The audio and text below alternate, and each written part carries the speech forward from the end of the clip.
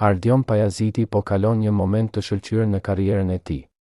Mesfushori i kombëtares shqiptare ka arritur të shënojë sërish ditën e dieshme pasi realizoi dhe në ndeshjen e fundit, 22 vjeçari Kuqezi ka prishur ekuilibrat e takimit mes Goricës dhe Dinamos së Zagrebit ditën e sotme.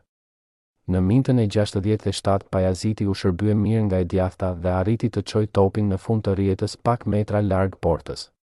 Mesfushori i kombëtares shqiptare regjistron 19 paraqitje në kampionatin kroat ku ka arritur të shënojë 2 gola me Goricën.